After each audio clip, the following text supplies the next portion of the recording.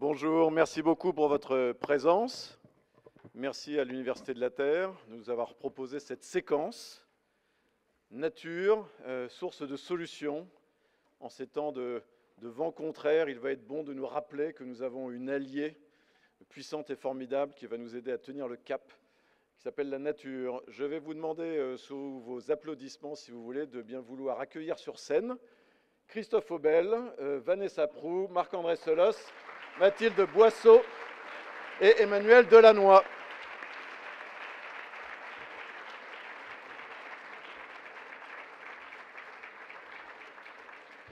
Je vous laisse vous asseoir comme vous voulez.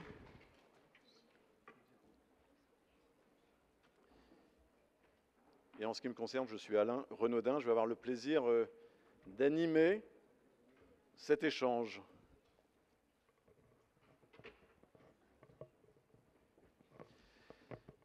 Alors nous allons essayer de faire en sorte de créer une conversation entre nos dignes et passionnants intervenants, mais aussi avec vous. Et donc, si vous voulez bien, laissez-nous 1 heure et quelques d'échange. On a du temps, donc on va pouvoir discuter et échanger. On est là jusqu'à 13 heures. On va se donner 1 heure, 1h15, 1h10 de table ronde, et puis on va se prévoir un bon 15-20 minutes d'échange avec vous. Nous sommes dans un établissement bien équipé, et donc vous avez toutes et tous des micros, donc il suffira à ce moment-là, et pas avant, de les allumer pour poser vos questions. Donc préparez vos questions à l'avance, mais on fera un tir groupé à la fin, s'il vous plaît. Merci beaucoup encore une fois de votre présence. Petit mot introductif pour présenter, pour ceux qui ne les connaîtraient pas, les personnes que vous avez en face de vous. Merci beaucoup Christophe Aubel d'être présent, directeur général de l'Office français de la biodiversité, précédemment directeur d'Humanité et Biodiversité, une époque présidée par le regretté Hubert Reeves, qui évidemment continue à occuper une place dans nos cœurs. J'ai lu quelque part aussi, cher Christophe, que tu avais été parmi les inspirateurs de la fête de la science, belle idée. Et Christophe a la particularité d'avoir été pendant un certain nombre d'années, que je ne citerai pas, instituteur. Et donc aujourd'hui, dans ces temps où il est si utile et nécessaire de réapprendre le vivant, merci de mettre à contribution tes talents de pédagogue. À ta droite, Mathilde Boisseau. Merci beaucoup Mathilde d'être présente parmi nous. Vous êtes directrice vignes et vins chez ENSI, donc au sein du groupe LVMH, donc inutile de vous dire que nous allons parler de cognac. Vous êtes évidemment, en tout cas c'est mieux pour faire votre métier, œnologue et agronome. Vous allez nous parler de l'évolution de vos métiers, évidemment, en relation avec ces questions du vivant. À la droite de Mathilde, Marc-André Solos.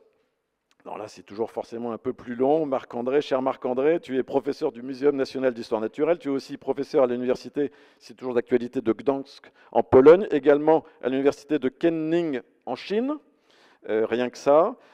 Tu es plusieurs choses en même temps, mais disons que ta base, c'est la microbiologie. Tu es également écologue, mycologue, botaniste. Tu aimes bien te présenter comme étant un enseignant, mais aussi un vulgarisateur. Et évidemment, Marc-André Solos est aussi un formidable auteur. Merci beaucoup, Marc-André, d'être là. On va dire que Marc-André est notre expert de la symbiose. Et donc, voyons comment essayer de recréer une symbiose entre nous et le vivant. Je passe de l'autre côté, à gauche de Christophe. Merci Vanessa Prou d'être ici, directrice de l'école Subbiotech. Donc là, on est dans l'enseignement, directrice depuis l'origine de la création de cette école Subbiotech. Sachant que, chère Mathilde, vous avez été diplômée de l'Université de technologie de Compiègne et vous avez passé quelques années aussi au début au CEA et au CNRS. Mais vous nous parlerez notamment de l'intérêt des jeunes et des étudiants pour cette capacité à appréhender le vivant comme une source de solutions. Et enfin, je termine, last but not least, par Emmanuel Delannoy. Merci beaucoup Emmanuel d'être là. pour évidemment nous apporter ton éclairage. J'ai lu sur ta page LinkedIn que tu avais écrit Punk of the Future. Tu nous expliqueras ce que ça veut dire. J'aime bien ce côté turbulent. D'ailleurs, tu as écrit un recueil il n'y a pas longtemps sur cette approche-là. Tu nous apporteras une vision systémique. Évidemment, tu es membre du comité français de l'UICN, enfin évidemment, je le rappelle. Tu viens de l'école centrale Méditerranée, parce que Emmanuel vient de Marseille. Il n'y a pas de Marseillais? Il n'y a pas de Marseillais. Ça alors, c'est incroyable. Je suis plutôt lillois, mais c'est pas grave. En fait, j'habite à Marseille maintenant. Oui. Merci beaucoup. Allez, on les réapplaudit pour les accueillir et on va démarrer.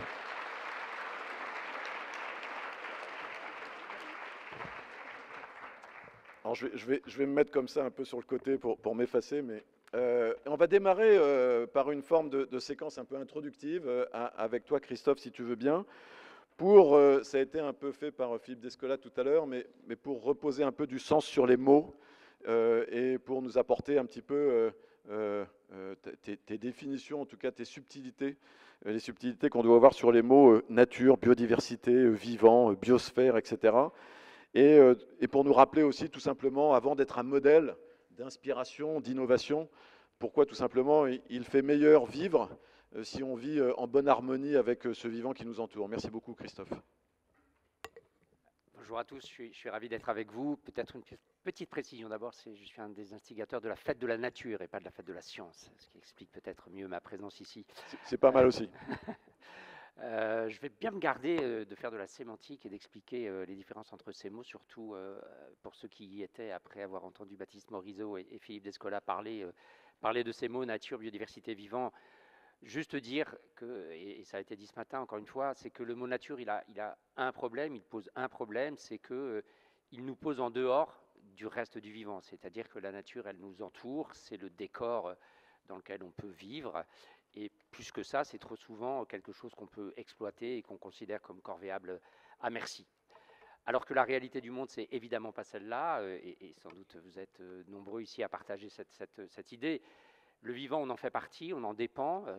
Il y a dans cette salle plus de cellules non humaines que de cellules humaines, hein, je vous le rappelle, parce que c'est vrai pour chacun d'entre nous.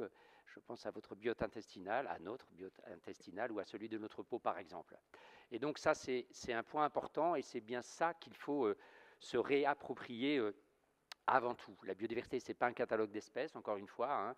Ce qui compte, ce sont les interdépendances et nous dépendons de ces interdépendances. Nous en faisons partie, pleinement partie, et sans le fonctionnement de ce vivant, la Terre, elle n'est pas habitable, et notamment pas habitable pour les humains que nous sommes.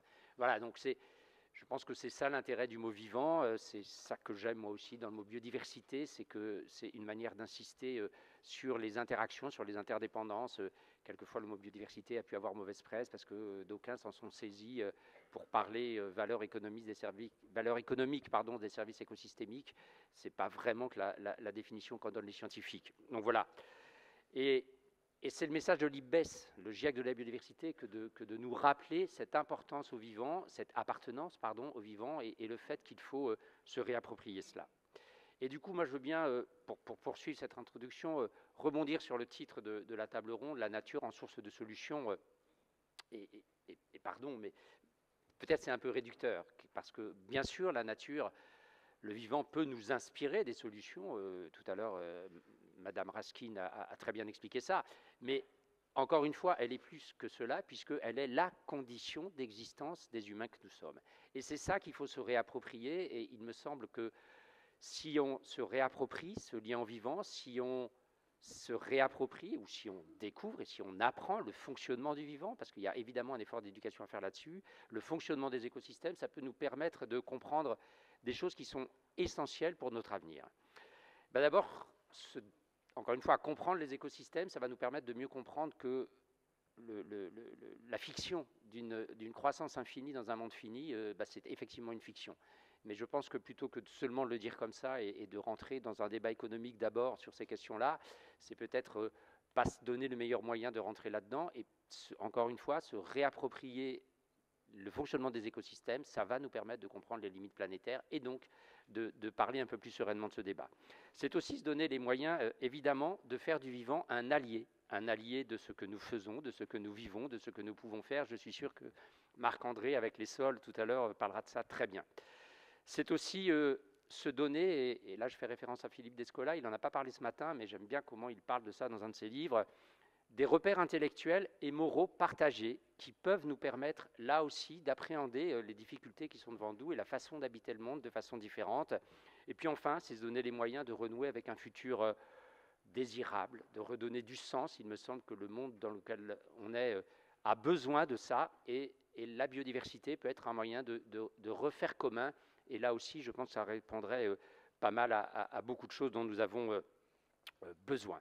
Voilà. Et puis le deuxième point, du coup, c'est que la solution, elle n'est peut-être pas dans la nature, elle est surtout en nous-mêmes. Alors pas parce qu'on est les plus forts et les plus dominateurs, vous l'avez compris, c'est pas ce que je préconise, c'est pas ce que je pense, mais tout simplement parce que les dérèglements climatiques, l'effondrement du vivant que nous vivons, c'est nous qui l'avons causé, c'est nous qui en serons les premières victimes, c'est-à-dire que le vivant, il peut continuer à fonctionner autrement, la planète, elle peut continuer, elle aussi, à fonctionner autrement, mais peut-être pas de façon satisfaisante pour nous-mêmes. Et donc, comment nous-mêmes, on peut se saisir de ce sujet-là et comment on peut faire face à ce qu'il est en train de se passer? Alors, Einstein disait qu'on ne peut pas résoudre un problème avec le même mode de pensée que celui qui a généré le problème. Et moi, j'ai envie de poursuivre dans ce fil-là avec une citation de Bruno Latour qui dit « Dire « nous sommes des terrestres au milieu des terrestres », c'est-à-dire au milieu des autres vivants, n'introduit pas du tout la même politique que dire « nous sommes des humains dans et avec les autres vivants ». Concrètement, l'IPBES, le GIEC de la biodiversité que j'ai déjà cité, nous ouvre des voies avec son dernier rapport sur le Nexus, c'est-à-dire l'idée qu'il faut se saisir des sujets biodiversité, eau, climat, alimentation, santé, ensemble, parce que en fait, la qualité de l'eau, elle dépend aussi de la biodiversité, notre santé aussi, notre sécurité alimentaire aussi, évidemment, pour faire face au dérèglement climatique, on a aussi besoin de la biodiversité. Et donc, ce que nous recommande l'IBES, c'est de se saisir, de sortir des silos, de se saisir de ces sujets en même temps. Ce sera le seul moyen, notamment, de faire face à ce qui est quand même une de nos difficultés, comment on sort d'un monde de la consommation qui semble être le but ultime, alors que, évidemment, on peut sans doute trouver notre bien-être autrement. Et puis l'IBES, il a produit un second rapport, sur les changements transformateurs, qui approfondit la manière de faire. Ils définissent les changements transformateurs, et je vais lire exactement ce qu'ils disent pour ne pas trahir ce que dit l'IBES, comme des changements fondamentaux à 3 niveaux. Les points de vue, façon de penser, de savoir et de voir, les structures, façon d'organiser, de réglementer et de gouverner, et les pratiques, façon de faire, de se comporter et d'interagir. Et on voit bien qu'avec ça, on peut aussi bien parler de valeurs et de la relation au vivant, par exemple, évidemment aussi des valeurs et des relations entre les humains. On n'est pas tous égaux encore sur cette planète et il y a aussi un travail, mais on peut aussi parler de gouvernance, on peut aussi parler d'économie, on peut s'attaquer à tout ça. Et le point important, c'est que l'IPBES, il insiste sur le fait que ces changements transformateurs, parce que c'est un mot qui quelquefois fait peur, ils sont accessibles, ils donnent des exemples concrets, depuis une petite réserve marine jusqu'à des actions d'éducation, par exemple. Ils insistent sur le fait que il faut s'en saisir, et on peut s'en saisir aussi bien au niveau macro, à l'international, au national, mais au niveau local et individuel. Et qu'à partir du moment où on essaye à chaque fois de s'attaquer aux causes sous-jacentes de pression sur la biodiversité, on peut être efficace pour un résultat global, encore une fois, qu'on cherche à atteindre, de stopper cet effondrement du vivant. Et puis, l'IBES, et j'en terminerai par ça, il recommande aussi quelque chose qui pour moi est essentiel, c'est de se mobiliser collectivement. Bien sûr, individuellement, on a tous un rôle à jouer, mais c'est les coalitions d'acteurs, c'est les regroupements d'acteurs qui permettent d'être encore plus efficaces pour lancer ces changements transformateurs. Voilà. Tout ça pour dire que le cadre, il est quelque part fixé. En tout cas, l'IPBES nous en propose un. Je rappelle que l'IPBES, ce sont des milliers de scientifiques et que tout cela est validé aussi par les gouvernements. Ce sont des choses, ce n'est pas des élucubrations de gens dans leur coin, si je puis me permettre de parler comme ça. Il faut se saisir de cette piste, mais j'imagine qu'on y reviendra dans le reste de la table ronde. Absolument, merci beaucoup Christophe. Alors d'abord, j'ai remarqué quelque chose dans l'autre salle, c'est que si vous avez vous pouvez applaudir quand vous voulez. Merci beaucoup. Alors, juste deux petites remarques. J'ai remarqué dans l'autre salle, parfois il y a des casques et on entend peut-être un peu mieux quand on met les casques. C'est pas pour avoir des traductions, mais j'ai remarqué dans l'autre salle qu'on entendait un peu mieux. Si vous avez des casques, n'hésitez pas à les mettre, vous entendrez probablement, encore une fois, un peu plus fort. Deuxièmement, un grand merci Christophe. Je vais avoir du mal à attraper vos regards de la position où je suis. Donc, et c'est formidable que vous parliez aux gens qui sont devant vous, mais regardez un peu votre montre aussi, à défaut de me regarder moi. Mais c'était très bien, Christophe, tout va bien. Je note deux points et puis on va rebondir là-dessus. J'aime beaucoup l'idée du faire commun ou du faire société avec le vivant. Et puis, ce que tu viens de rappeler sur les PBES, c'est juste pour apporter une petite remarque sur cette idée de solution qu'on perçoit très souvent comme l'idée de solution technique. Et je pense qu'on va le voir avec Mathilde Boisseau, parfois les solutions sont aussi des solutions qui passent par des changements de pratique. Je veux bien qu'on enchaîne avec Marc-André Solos et ensuite maintenant c'est moi qui parle très fort, avec Mathilde Boisseau, pour que Marc-André, tu nous dises un petit peu d'abord une réaction, si vous voulez, sur cette idée de nature égale futur. Mais pourquoi, tout simplement, nous, en tant qu'espèce humaine, nous nous porterions mieux et en meilleure santé si la santé du vivant et la santé de la planète elle-même étaient mieux entretenues, ou inversement, pourquoi finalement dégrader la santé du monde dégrade aussi la santé des hommes. Et Mathilde, si vous voulez bien prendre la suite de Marc-André, pour nous dire aussi d'une certaine manière pourquoi préserver la santé des environnements, des écosystèmes, de la nature est aussi un actif et un capital essentiel pour préserver la qualité et la santé du cognac NC. Pourquoi la santé du sol, la santé du vivant est aussi fondamentale pour vos métiers. Marc-André, pourquoi est-ce qu'on a un intérêt, nous, ici, pauvres humains que nous sommes, à vivre dans un monde en bonne santé? Alors, en fait, il n'y a pas de santé du monde et il n'y a pas de santé des écosystèmes, ça n'existe pas. La santé, c'est ce qui réduit la durée de vie, et si, pour un évolutionniste, quelque chose qui diminue l'espérance, la probabilité d'avoir des descendants. Les écosystèmes seront toujours là, ils seront peuplés différemment. La Terre sera toujours là, elle sera peuplée différemment. La santé, c'est une propriété des organismes. Un écosystème est une somme d'organismes, et si vous croyez aux propriétés holistiques, c'est-à-dire que la somme des parties a des propriétés que n'ont pas les parties, alors vous ne pouvez pas appliquer des propriétés des parties au tout. La santé des écosystèmes, ça n'existe pas. Vous prenez une forêt tropicale somptueuse, vous rasez tous les arbres, vous mettez des métaux lourds, vous épandez des hydrocarbures polyaromatiques, il va y avoir des microbes qui vont se développer là en mangeant ces hydrocarbures et qui sont tolérants aux métaux lourds. Et si vous faites un micro-trottoir, ils vous diront la santé de cet environnement est parfaite. Non, mais c'est important. Parce que ce qu'il faut comprendre, c'est qu'il y a des dynamiques possibles des écosystèmes et de la Terre. Et la question qui tourne ici, et qu'on résume dans la santé de l'environnement, c'est est-ce qu'à un moment, la dynamique ou l'état de fonctionnement est propre à ce que l'homme, lui, soit en bonne santé? Donc ce qu'on appelle la santé de l'environnement, c'est en fait l'état de fonctionnement de l'environnement où l'homme est en bonne santé. Raccourci verbal qu'on peut tolérer, même s'il est intolérable pour qui croit aux propriétés holistiques. Bon, donc la santé de l'environnement, elle est importante. Pourquoi? Parce que l'évolution.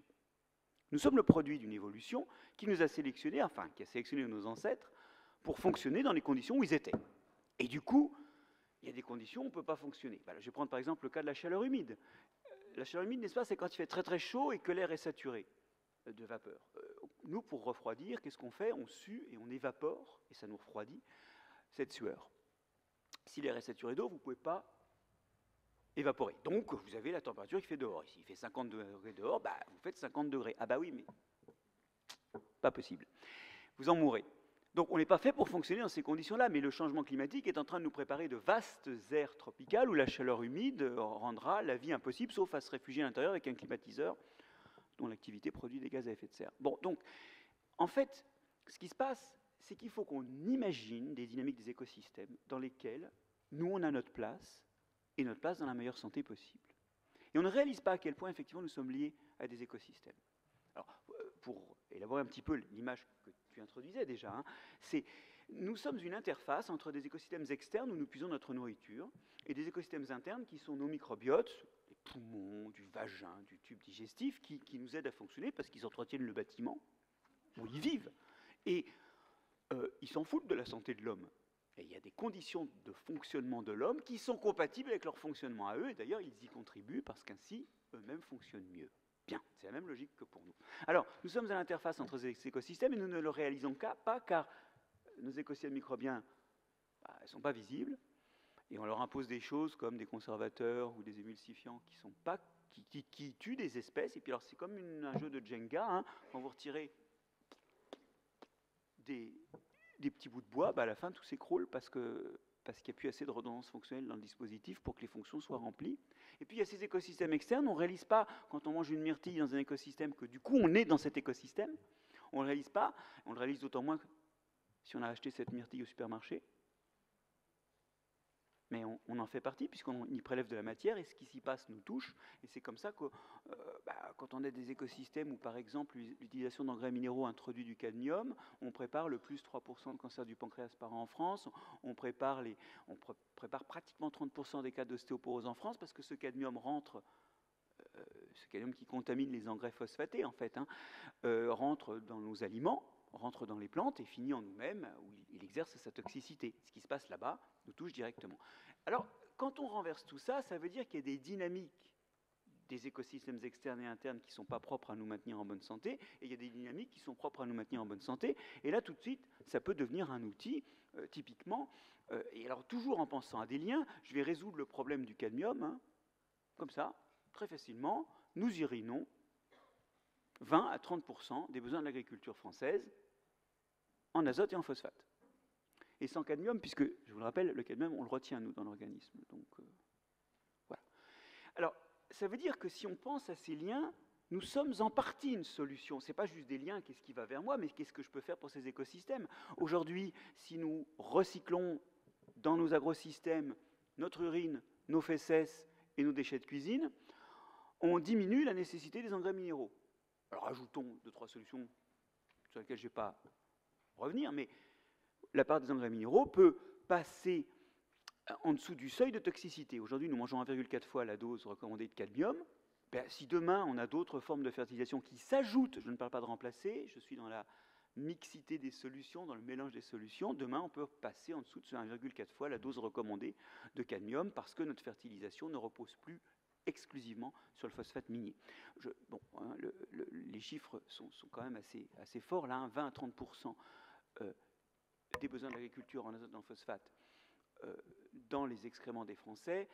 Et surtout, si on réutilise ces excréments, on a 3 fois moins de gaz à effet de serre pour la même quantité de fertilisants. Et en régime continu, ça coûte 2 fois moins cher aux agriculteurs qui, je vous le rappelle, ont un petit problème à se fournir des intrants et des problèmes d'équilibre budgétaire. Voilà, nous sommes une solution pour entretenir des dynamiques externes cohérentes avec notre santé. Vous y êtes.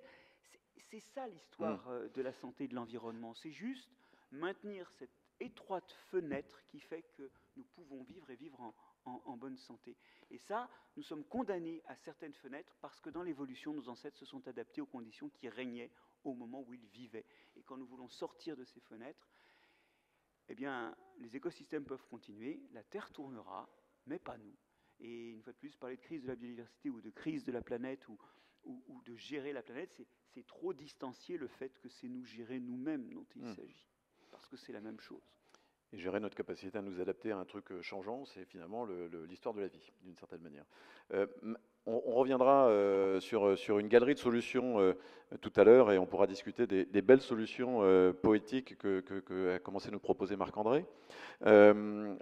Mathilde Boisseau, dans quelle mesure prendre soin de l'environnement est aussi capital pour prendre soin de la bonne santé économique de la marque NC, mais aussi de la qualité gustative et de la constance de cette qualité gustative des produits que vous fabriquez, tout simplement.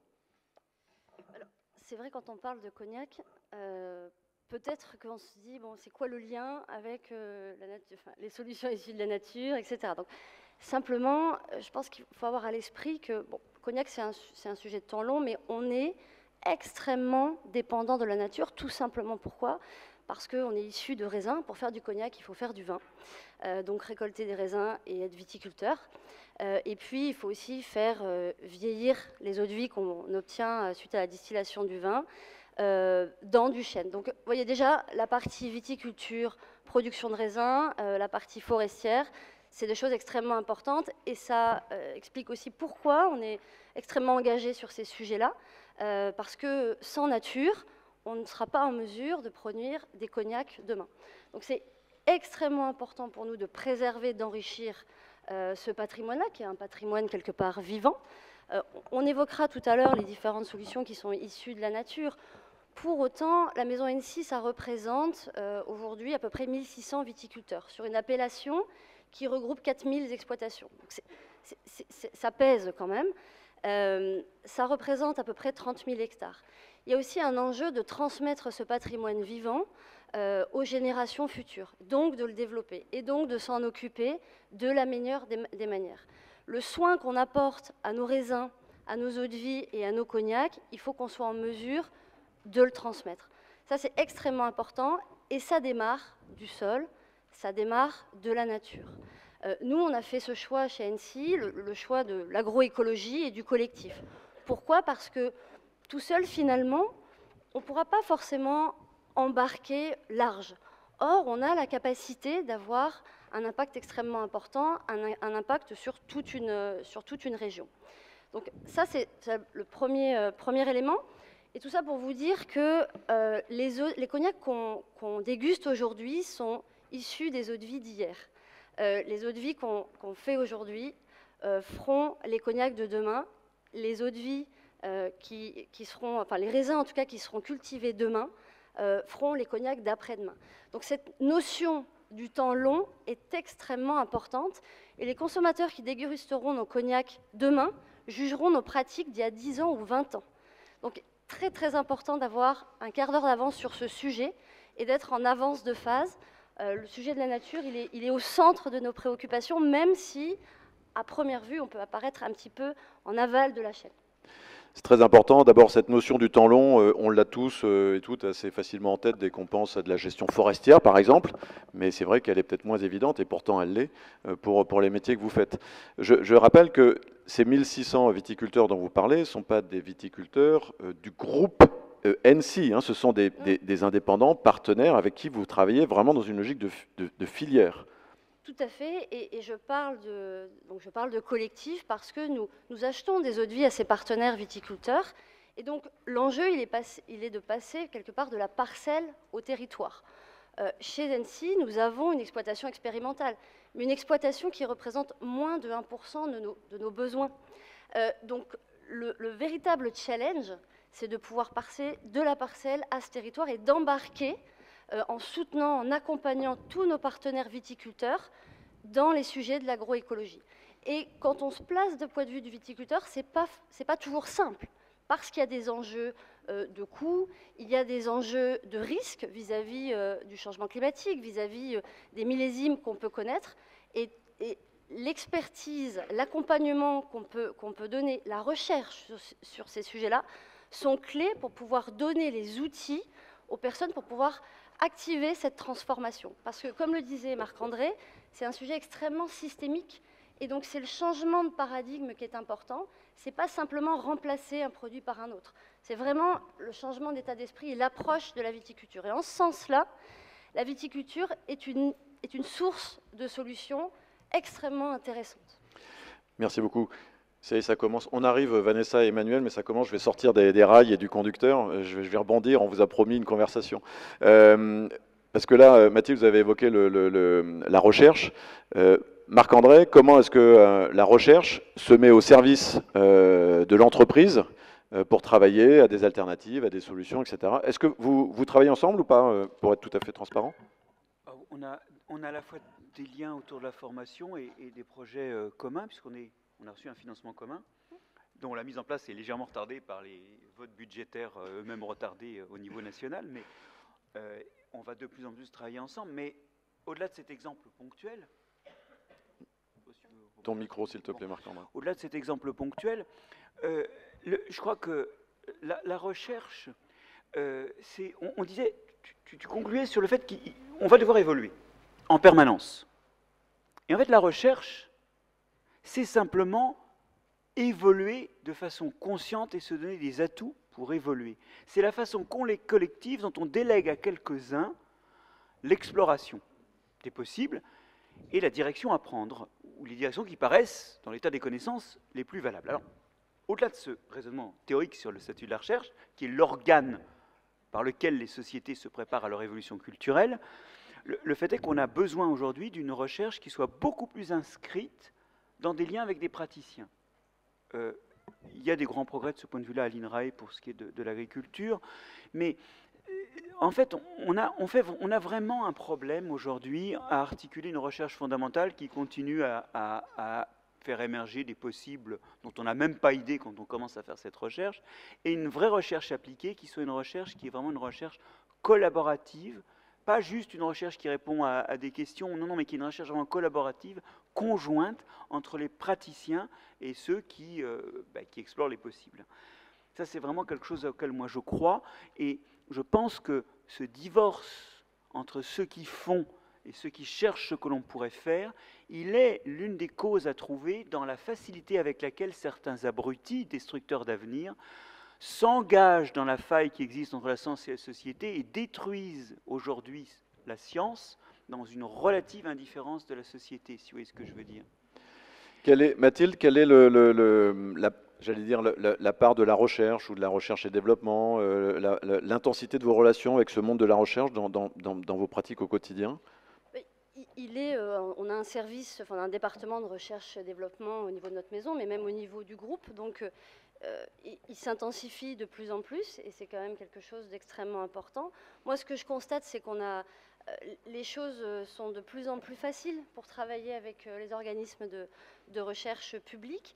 Et la vraie progression que je peux noter... Plus facile du point de vue culturel, du point de vue des relations personnelles, c'est ça dont on parle? D'un point de vue culturel, d'un point financier. de vue aussi, oui, financier, mais pour atteindre des objectifs qui puissent avoir une application concrète pour les viticulteurs. Ce qui est très intéressant, enfin moi en tout cas ce que je vois depuis plusieurs années, c'est que les besoins remontent du terrain. C'est-à-dire que quand vous êtes en prise avec 1600 partenaires viticulteurs, vous avez forcément l'oreille à toutes les problématiques et les impasses techniques que ces derniers peuvent rencontrer pour mettre en place de nouvelles pratiques et faire les choses le mieux possible. À partir de là, nous, on a la capacité de centraliser un petit peu ça et de faire remonter ce besoin aux universitaires, aux instituts de recherche, et de travailler à quels seraient les programmes de recherche pour des applications concrètes. Donc, d'être focus sur le résultat et l'application, je pense que c'est clé.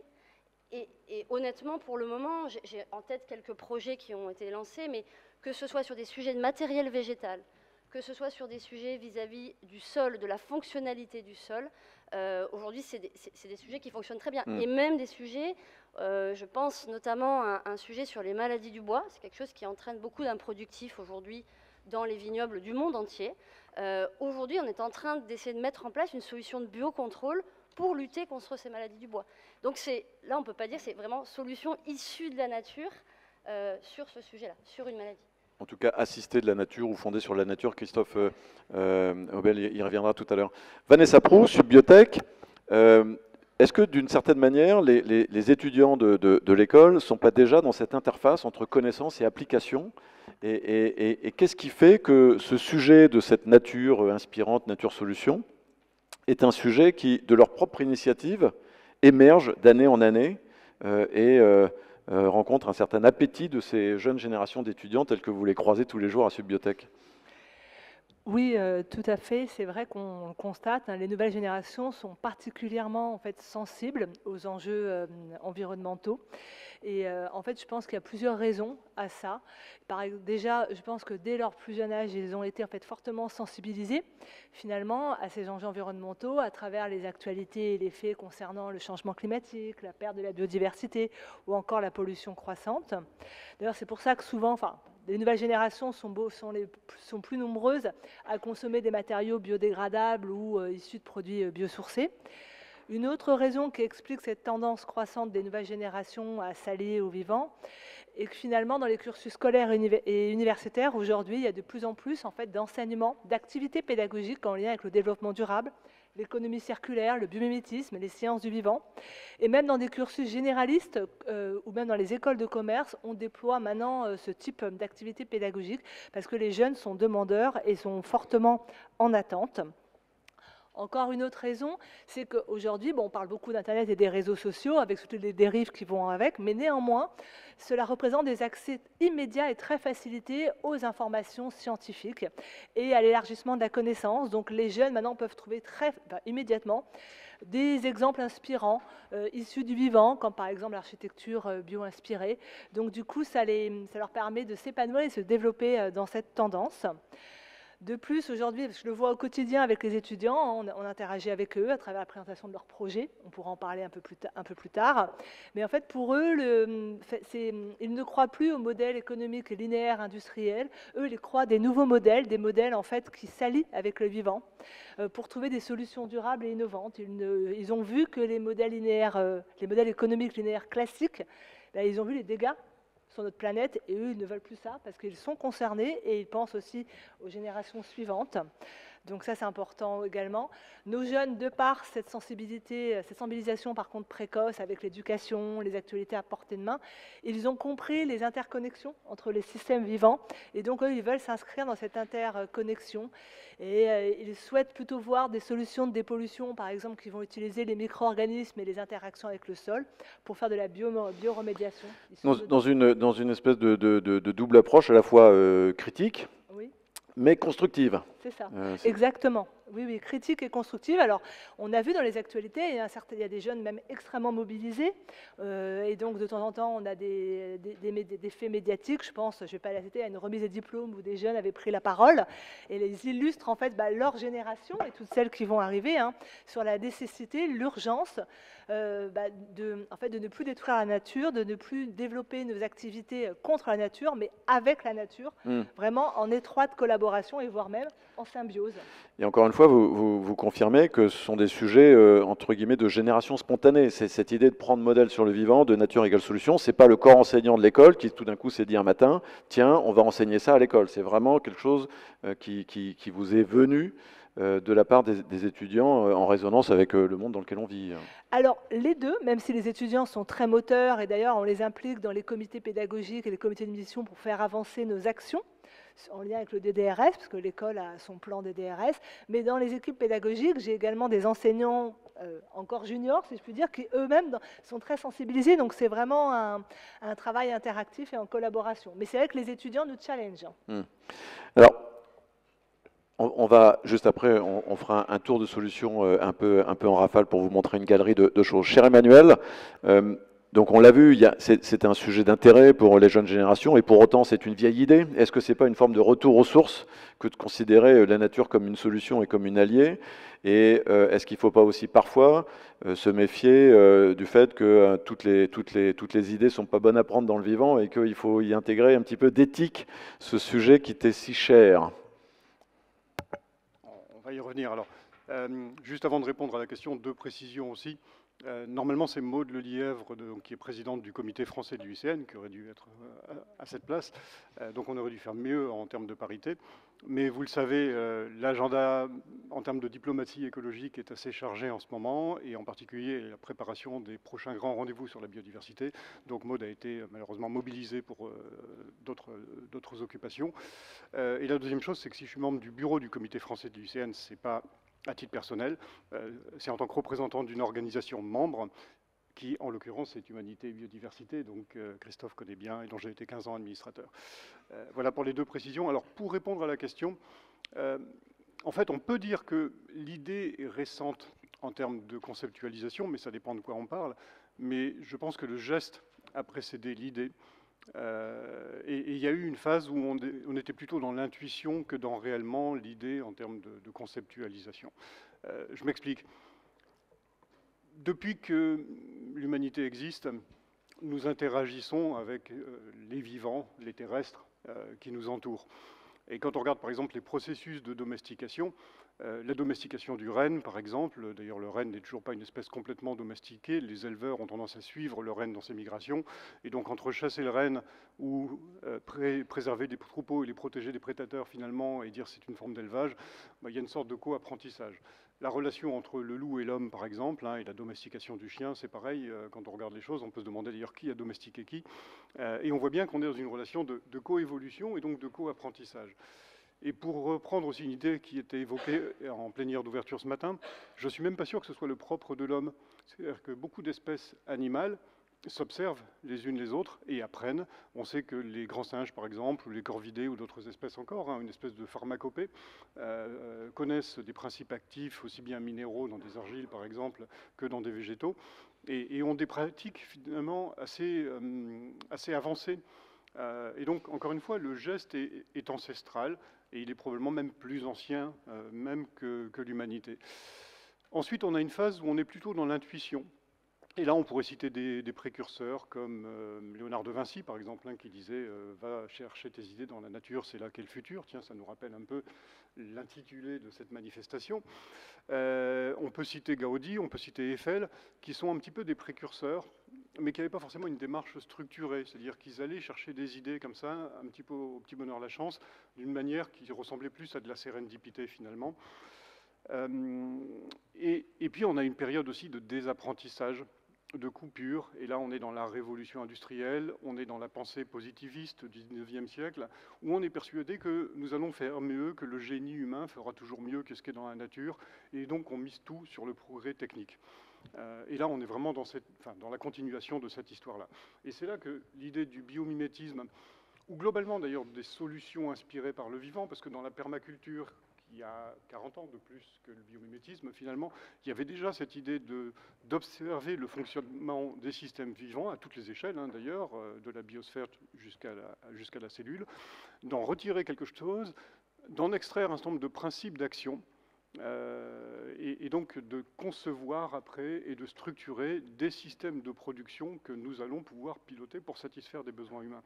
Et c'est ça la spécificité, en fait, c'est qu'on est passé d'une phase d'intuition, où de temps en temps, tiens, il y avait un truc qui émergeait, une bonne idée qui émergeait comme ça, à une phase où les démarches sont beaucoup plus structurées, et le travail qui est fait par le CBIOS notamment, dont on a pu voir Kalina Raskin, la directrice ce matin en plénière, c'est justement de diffuser à l'ensemble de la communauté de ceux qui agissent ces méthodologies, ces outils, ces savoirs, ces bases de données, pour les mettre au service effectivement des acteurs. Et le dernier point que je voudrais ajouter derrière tout ça, c'est que la question qui est posée maintenant, c'est fondamentalement pas la question de se dire comment on peut améliorer les processus, les manières dont on travaille, etc. C'est plutôt de se dire, tiens, mais comment nous pourrions revenir dans une phase de coévolution avec le reste du monde vivant. Et je fais une parenthèse. Toute espèce vivante a un impact sur son environnement, modifie son environnement. Toute espèce est ce qu'on appelle une espèce ingénieure. L'humble ver de terre, par exemple, a un rôle déterminant dans la formation des paysages, dans la structuration des paysages, et crée par son action, de manière totalement involontaire, bien sûr, des opportunités, des habitats pour des espèces végétales et d'autres espèces animales. La vraie question, c'est que finalement, ce type de comportement est sélectionné par l'évolution au long de 4 milliards d'années, et que nous sommes encore dans l'héritage d'une pensée où nous avons cherché à nous extraire de tout ça, persuadés que nous allons faire mieux. Et justement, non, nous sommes une espèce ingénieure, nous modifions notre environnement de manière absolument profonde, mais sans forcément que ce soit une opportunité, et c'est même plutôt l'inverse, pour d'autres espèces vivantes. Et donc la vraie question, c'est de se dire, finalement, si le vivant est là encore après 4 milliards d'années, pourquoi ? C'est ça la vraie question à poser. Et c'est de se dire, mais finalement, nous, comment nous pourrions devenir une espèce ingénieure, mais au sens du ver de terre ou au sens du récif corallien, finalement, en se disant, nos activités vont pouvoir générer des opportunités pour d'autres espèces vivantes. Autrement dit, rentrer à nouveau en coévolution. Autrement dit, comment dire, faire en sorte que des futurs possibles puissent advenir, même si ce sont des futurs improbables. Et nous avons une fâcheuse tendance plutôt à essayer de verrouiller l'avenir, sécuriser. On a horreur du hasard, on a horreur du foisonnement créatif et de l'imprévisibilité du vivant. Et on voit bien qu'on est dans une relation de canalisation, alors qu'en fait, ce dont nous avons besoin aujourd'hui, c'est de recréer des opportunités pour l'improbable. Et je vais citer, j'ai parlé de Léonard de Vinci, je vais citer un autre grand génie de notre époque, qui dit, c'est pas nous qui sauverons la nature, c'est la nature qui nous sauvera. C'est une citation d'Alain Renaudin. Ah, j'en attendais pas tant. Je vous ai vu réagir, Christophe et Marc-André, sur ce que rappelait Emmanuel, à savoir que tout interagit, que tout impacte. Peut-être nous rappeler effectivement que le vivant impacte le vivant, et peut-être Marc-André nous rappeler toute cette formidable alchimie de la symbiose et comment nous-mêmes, en tant qu'éléments agissants, nous pouvons essayer de rentrer dans une forme d'interaction symbiotique et mutuellement profitable, puisque c'est quand même la quête, la nouvelle quête du Graal d'aujourd'hui, d'une certaine manière. Ben oui, il y a une espèce de parler correct qui aujourd'hui voudrait, au moins dans certains milieux, qu'on ne parle pas d'exploiter la nature, qu'on ne parle pas d'exploitation agricole. Alors, je conçois tout à fait que ce qui inspire ce genre d'attitude, c'est les excès de l'exploitation et que les connotations peuvent effectivement conduire à bannir un mot. Mais il ne faut pas jeter le bébé avec l'eau du bain. Que fait un oiseau quand il fait son nid? Il instrumentalise des mousses qu'il arrache, du crin, des branches, pour faire un nid. Alors, exploiter, je ne sais pas si vous voulez de ce mot, mais en tout cas, nous sommes tous, comme nous sommes vivants, utilisateurs du monde. Et c'est une des raisons pour lesquelles on est dépendant du monde. Disons qu'il ne fait pas un nid de 400 mètres carrés, on va dire. Ouais, mais enfin, attention, il le laisse sans le recycler, hein. Donc, ce déchet-là existe depuis longtemps. Et les déchets sont des opportunités pour sélectionner ceux qui les utilisent. Ainsi, les plantes jettent dans le milieu leurs feuilles mortes. Ben oui, mais voilà, depuis qu'il y a des feuilles mortes dans le milieu, ça a sélectionné des champignons et des bactéries qui les détruisent, et dont les produits, d'ailleurs, de destruction sont de l'azote et du phosphate qui va permettre le regain de la végétation.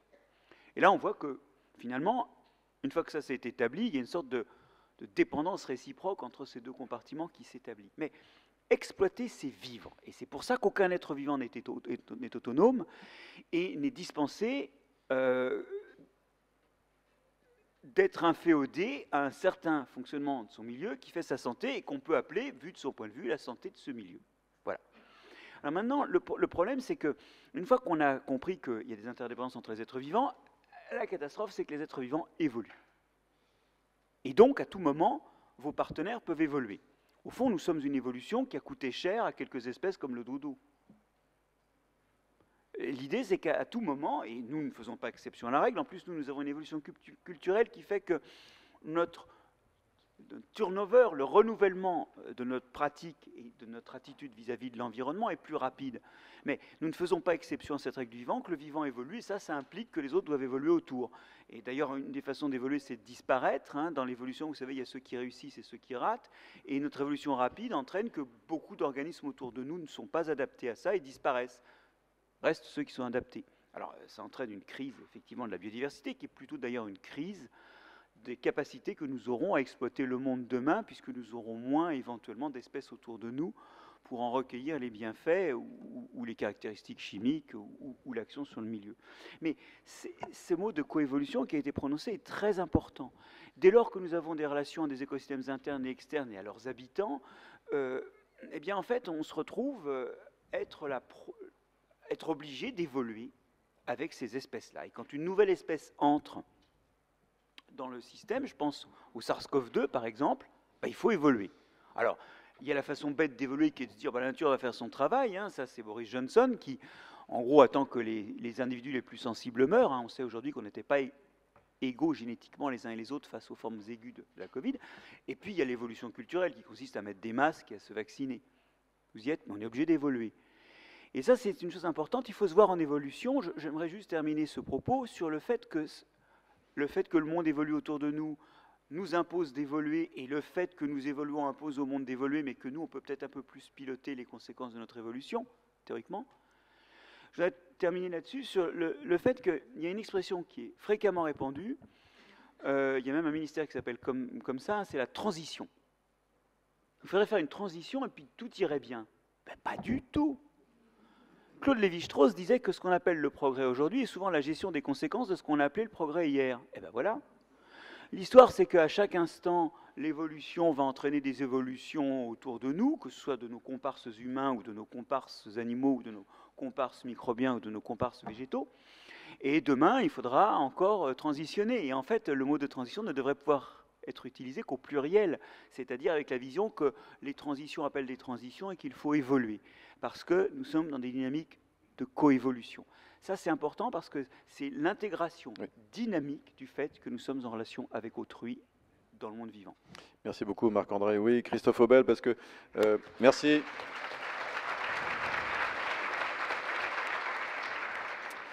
Christophe Aubel pour l'OFB, parce que l'OFB, je rappelle, directeur général délégué, mobilisation de la société, et l'OFB est aussi là pour accompagner les secteurs économiques et les filières. Donc comment est-ce que l'OFB fait en sorte que des fédérations, des acteurs économiques se sentent davantage en symbiose et dans un intérêt bénéfique et mutuel avec le vivant? Je vais d'abord réagir, si oui. tu m'autorises, sur ce que vient de dire Marc-André, auquel évidemment je souscris complètement. Pour illustrer autrement, moi j'aimais bien quand Robert Barbeau racontait la gazelle pour le lion, c'est un service écosystémique. C'était à des moments où il y avait des débats forts sur ces termes-là. Mais il me semble qu'on peut ajouter quelque chose, c'est que, et pour rebondir aussi sur le ver de terre, c'est exploiter, l'oiseau qui exploite les mousses pour faire son nid, mais exploiter pourquoi?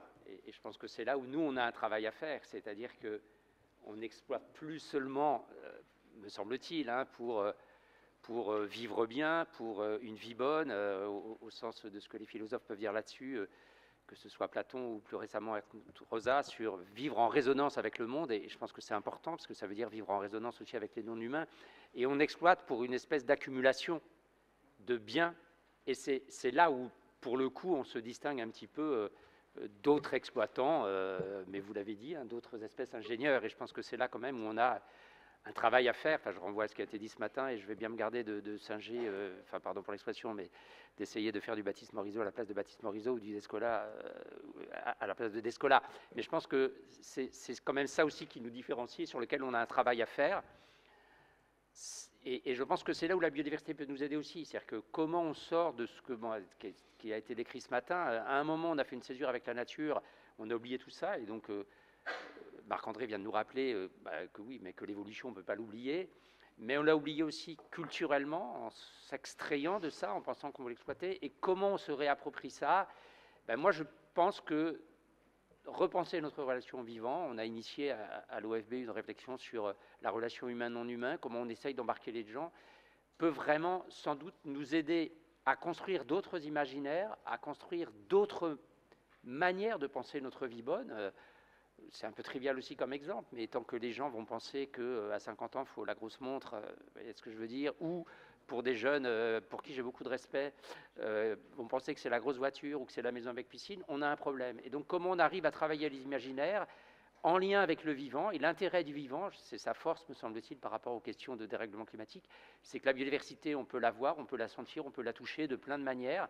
Je vous invite à voir les artistes, les élèves artistes de l'école, de la Haute École des Ordirins ici, qui ont produit des choses là-dessus, pour nous aider à faire autrement. Voilà. Je n'ai pas vraiment répondu à ta question. Non, mais je vais y revenir dans une seconde et on va aller voir Mathilde Boisseau. Mais je voudrais faire un petit détour par Subbiotech et Vanessa Prou. Parce qu'on entend bien que la solution est aussi dans la réinterrogation de nos objectifs et de nos pratiques. Je pense que, Mathilde, vous allez nous parler de ça.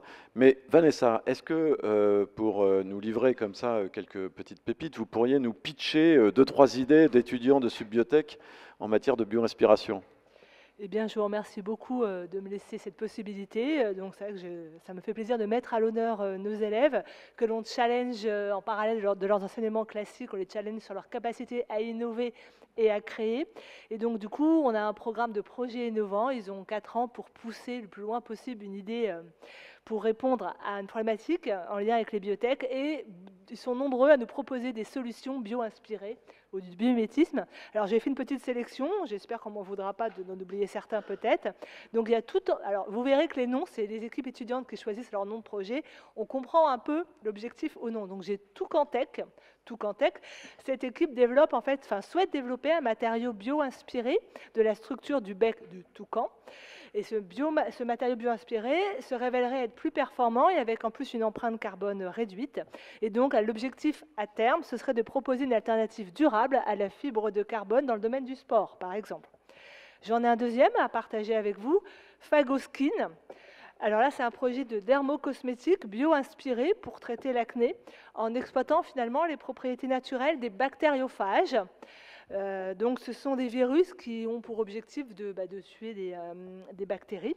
Et donc cette équipe souhaite ainsi développer une alternative respectueuse de la peau et également du microbiote de la peau, et du coup sans utiliser les antibiotiques qui sont parfois prescrits pour des problèmes d'acné.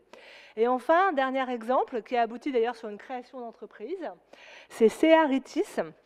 Là, c'est une solution de biocontrôle. En fait, c'est une jeune femme qui a eu l'idée de développer un piège, finalement, pour coincer les mouches de l'olivier. Ces mouches qui sont du coup, qui attaquent entre guillemets les oliviers et peuvent impacter la production d'huile d'olive. Donc là, on est dans le domaine de l'agriculture.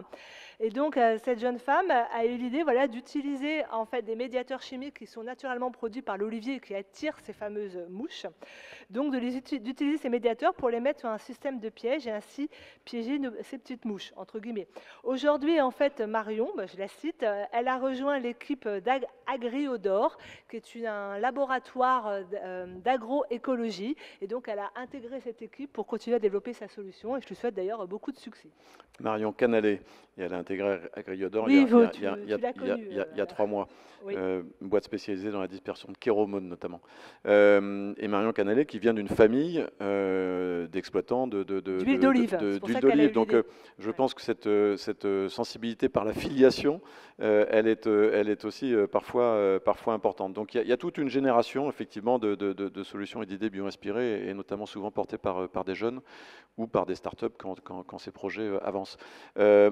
Mathilde Boisseau, pour revenir au cognac et à Annecy, j'aimerais bien que vous nous parliez un petit peu de l'innovation par le changement des pratiques, par cette capacité que vous avez de fait à être une forme de locomotive d'un secteur et d'une filière, parce que vous ne pouvez pas faire grand-chose tout seul, et les autres de l'écosystème ont aussi besoin d'être accompagnés, d'être portés, de pérenniser aussi leurs activités économiques, j'imagine.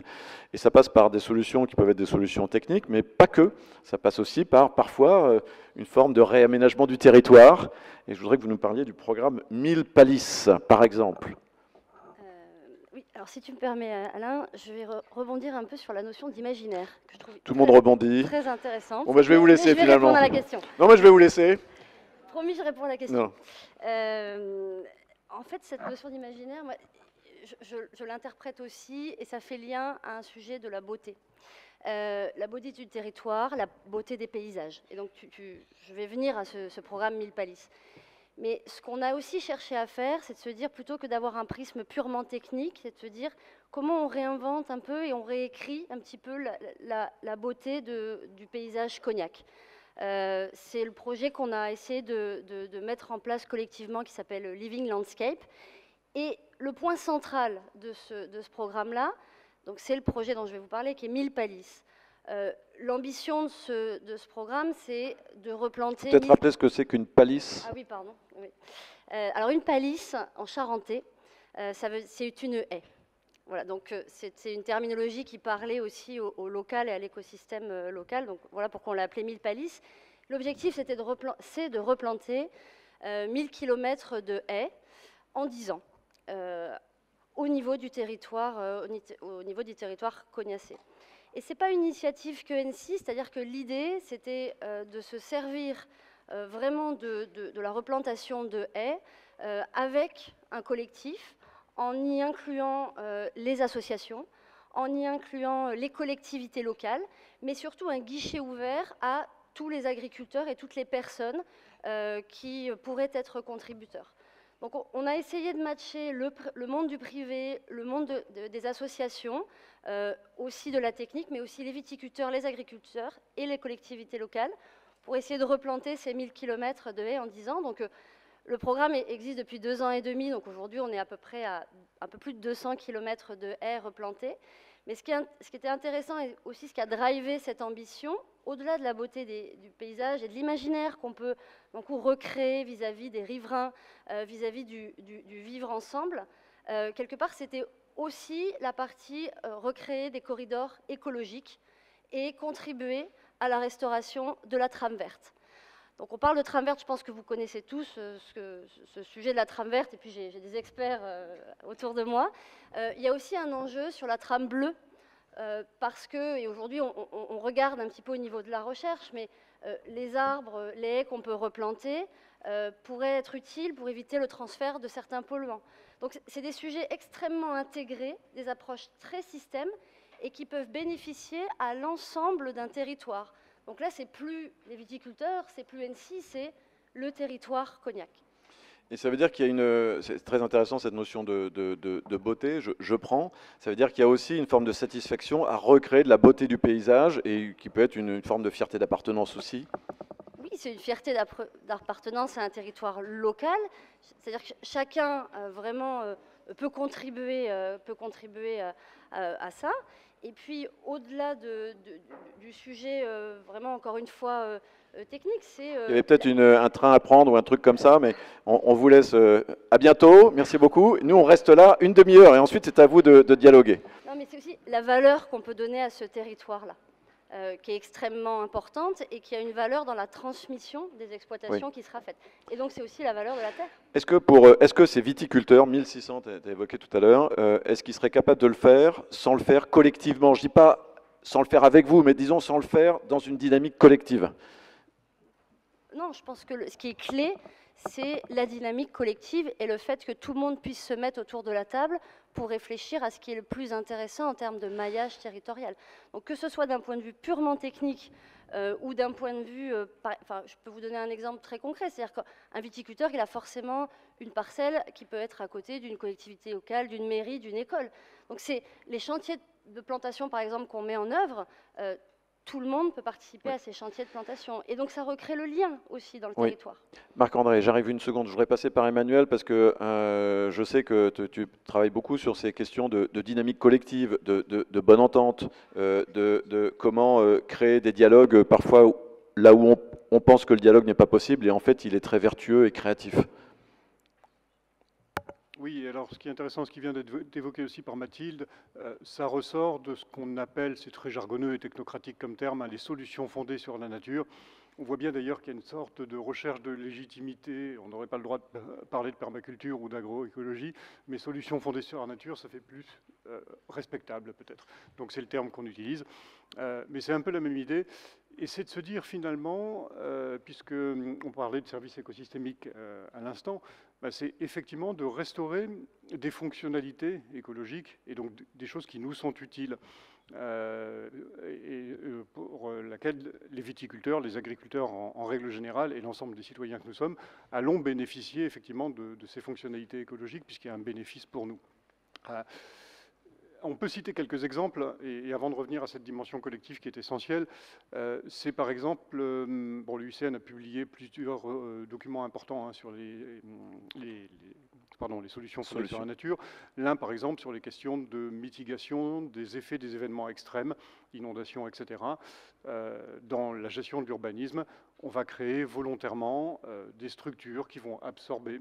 On va avoir un raisonnement multifonctionnel en se disant une aire de jeu, un parc, un terrain de foot, ça va être des zones volontairement inondables par exemple, et on va créer quelque chose qui va ressembler à une ville éponge ou qui va permettre d'absorber beaucoup de précipitations et donc éviter ces risques de dégâts liés aux fortes précipitations. Et l'autre exemple, c'est évidemment l'agriculture. Une haie, c'est un lieu de résidence pour des auxiliaires. Et donc finalement, fonctionnellement, elle va indirectement bénéficier à l'ensemble de la parcelle, même si elle va créer de l'ombrage et qu'à proximité de la haie, peut-être que le rendement sera moins important, mais vu sur l'ensemble de la parcelle, et c'est là que la dimension systémique est extrêmement importante, on va avoir effectivement des bénéfices là aussi pour l'agriculture. Ça n'est qu'un exemple, hein, et il y a un autre rapport de l'UICN donc sur les SFN et sécurité alimentaire. Ce qui est intéressant, c'est que dans cette logique justement un peu positiviste et centrée sur des solutions techniques, nous avons tendance à utiliser des techniques, par exemple le labour profond, par exemple des intrants qu'on va rajouter dans les sols, etc., qui vont masquer un certain temps finalement une dégradation de ces fonctionnalités écologiques. Donc les rendements agricoles vont rester relativement constants, voire même peut-être augmenter, alors que le socle vivant qui permet cette production, lui, va progressivement s'éroder. Et on arrive à un jour ou l'autre, à un moment où cet effet masquant, il disparaît. Et donc c'est ça qu'il faut révéler, c'est l'effet masquant finalement de ce qui a été perdu et comment, par des actions collectives, on va pouvoir restaurer ça. Les haies n'en sont qu'un exemple, mais il y en a des tas d'autres, effectivement, qu'on va pouvoir imaginer, des trames vertes et bleues, le remplacement du labour par d'autres pratiques. Enfin voilà, il y a des tas de choses qui permettent de raisonner en ce sens-là. Là où la dimension collective, elle est essentielle, c'est que d'abord on n'agit jamais seul pour la biodiversité, parce qu'on n'a jamais seul toutes les compétences, et on a vu avec le cas de Annecy et le muséum des partenariats qui se nouent, donc on a besoin d'aller chercher des compétences externes. Mais d'autre part, il y a une notion aussi d'ancrage de l'action, c'est-à-dire qu'agir collectivement, c'est une manière de s'engager.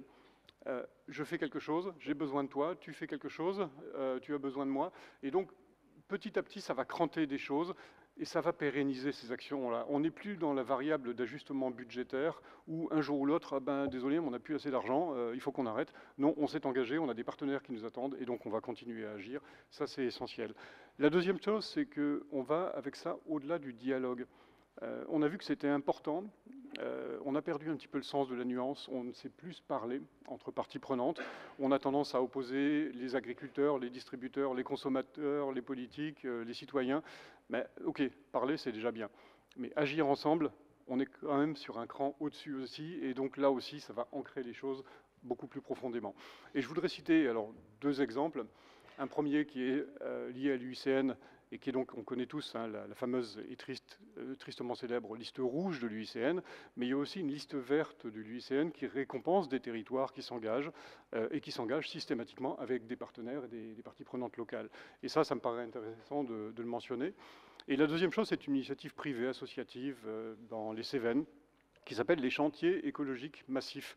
Alors ça fait bizarre comme terme, mais c'est une association qui va mobiliser des centaines de bénévoles pour aider un agriculteur qui a subi un sinistre, une crise, un dégât majeur lié à une inondation, un épisode Cévenol, quelque chose comme ça.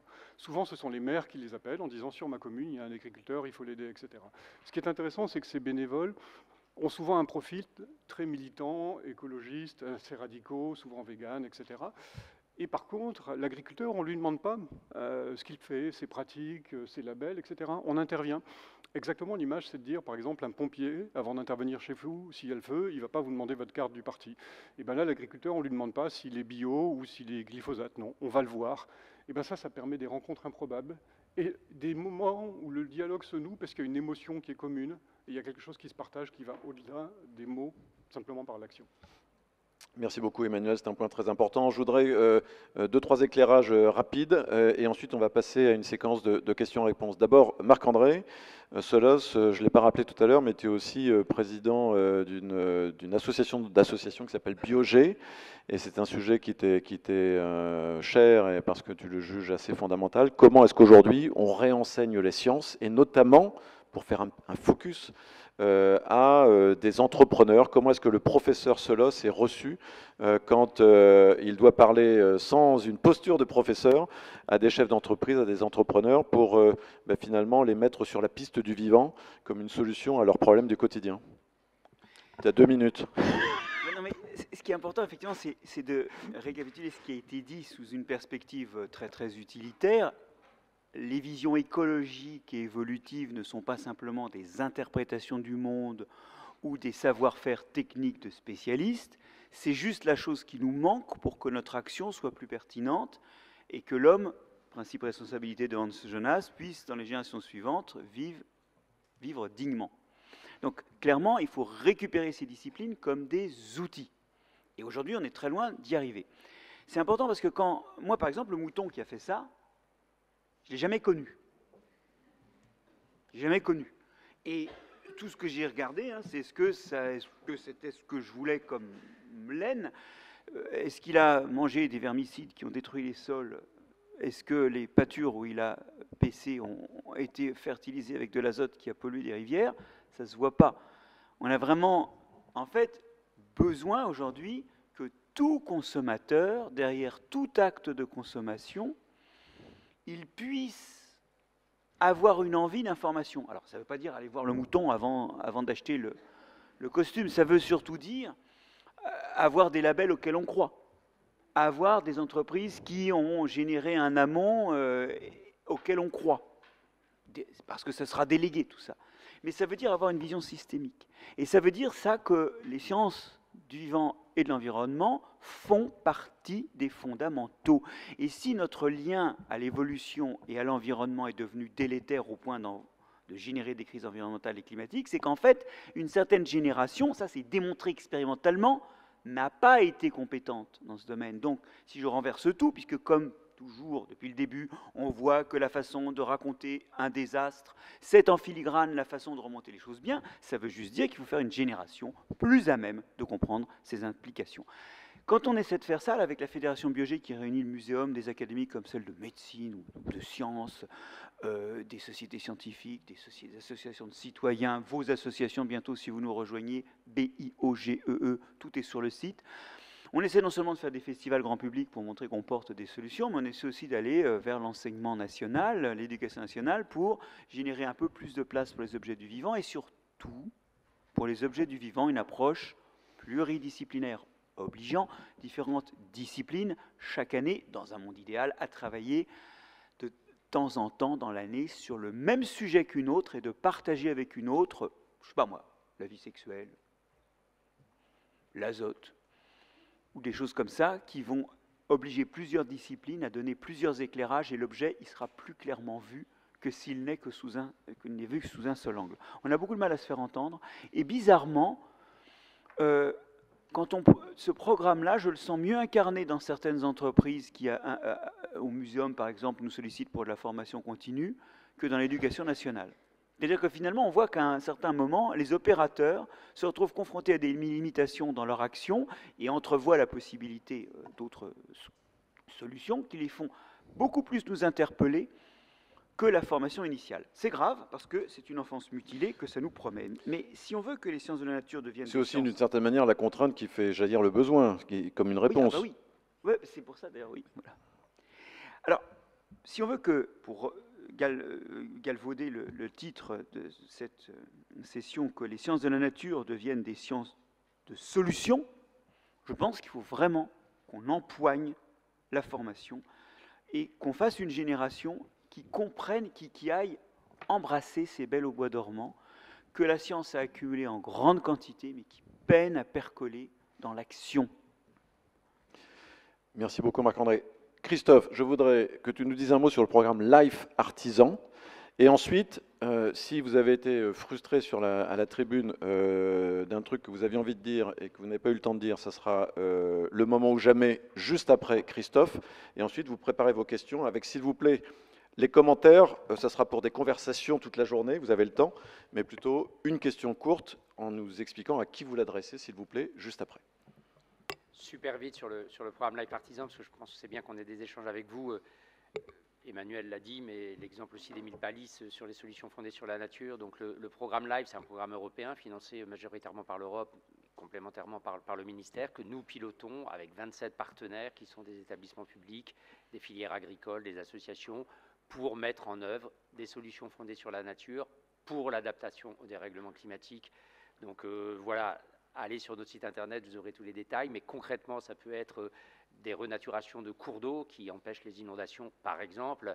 Ça peut être aussi des arbres de pluie dans la métropole de Lyon qui permettent de recueillir l'eau qui tombe et qui, là aussi, vont éviter des inondations, mais aussi fournir en période de sécheresse de l'eau aux arbres en ville.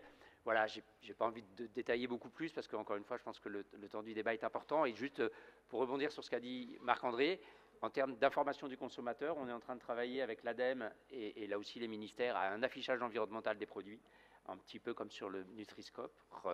Il ne vous aura pas échappé quelques débats sur le Nutri-Score, vous connaissez. Vous savez, les étiquettes énergie que vous avez sur vos produits ménagers. On est en train de travailler la même chose sur un affichage environnemental pour prendre en compte les sujets de biodiversité notamment, mais globalement l'eau, etc. C'est un peu plus compliqué à faire qu'en matière d'énergie, mais le but, c'est à chaque fois qu'il y a un acte, de pouvoir informer, et puis dire aussi que, pour ne pas sacrifier une génération, on développe les aires éducatives pour le ministère, pour l'éducation nationale. Une aire éducative, c'est une portion de territoire. On met en place avec les enfants, enfin les enseignants mettent en place un conseil de gestion dont ce sont les enfants qui décident ce qui se passe sur le territoire. Ils découvrent le vivant et ils décident ce qu'on peut faire sur ce territoire pour qu'il se porte mieux. Il y en a 1500 actuellement, on a des objectifs à 18 000 à 2030, donc on a du boulot. Merci beaucoup. On peut déjà les applaudir pour toutes ces contributions.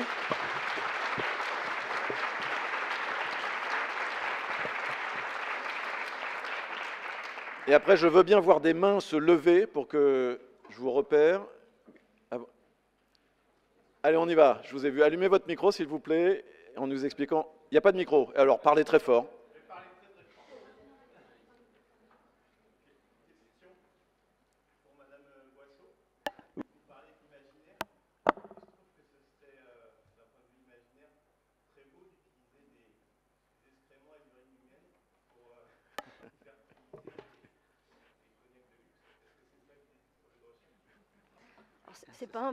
C'est pas un projet de recherche en cours, mais on touche du doigt le sujet de la fertilisation et de l'utilisation des intrants.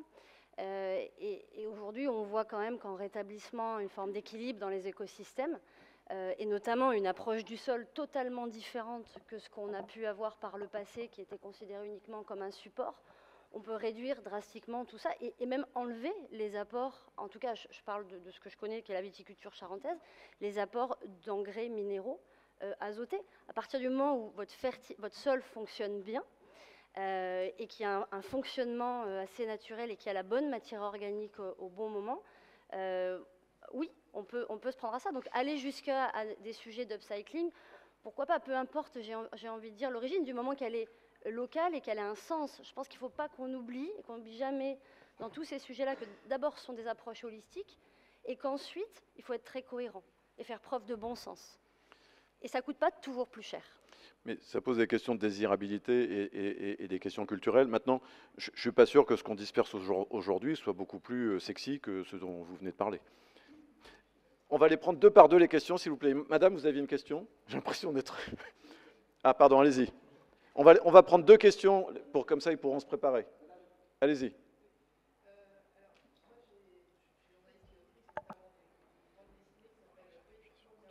Vous avez appuyé sur le bouton ou pas?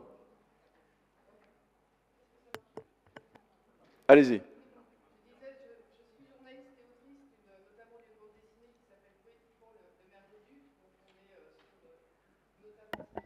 Et qui est excellente.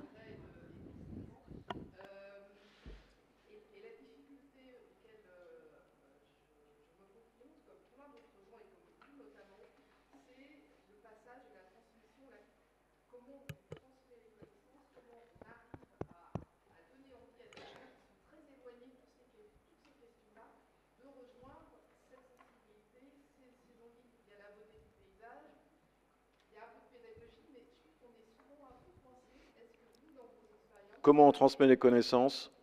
Comment on donne envie?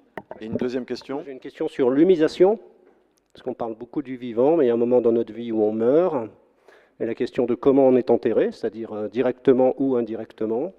Est-ce que c'est une question qui vous anime? Est-ce qu'il y a des gens dans la salle qui sont intéressés par le sujet? L'humusation, d'accord? Oui, voilà. Donc c'est des sépultures naturelles. Allez, Marc-André.